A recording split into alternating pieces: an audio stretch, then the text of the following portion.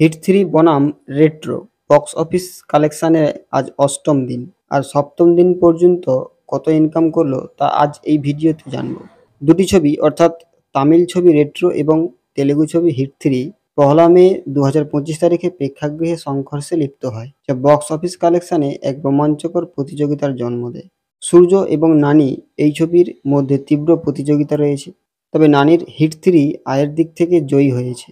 আসুন জেনে নেওয়া যাক সপ্তম দিন পর্যন্ত দুটি ছবি কত টাকা আয় করেছে। শৈলেশ কোলানু পরিচালিত হিট থ্রিতে এসপি অর্জুন সরকারের চরিত্রে নানি এবং মৃদুলার চরিত্রে শ্রীনিধি শেট্টি অভিনয় করেছেন।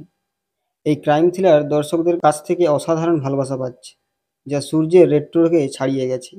তামিলনাড়ুতে শক্তিশালী পারফরম্যান্স সত্ত্বেও স্যাগনিক এর রিপোর্ট অনুযায়ী রেট্রো মোট আয় করেছে 50.80 কোটি টাকা, যা হিট থ্রির চেয়ে পিছিয়ে। বক্স অফিসে হিট থ্রি এবং রেট্রোর মধ্যে তীব্র প্রতিযোগিতা রয়েছে, কিন্তু 61.20 কোটি টাকা আয় করেছে হিট থ্রি। রেট্রোর চেয়ে 11.60 কোটি টাকা এগিয়ে রয়েছে। এখন সকলের নজর দ্বিতীয় সপ্তাহান্তের দিকে।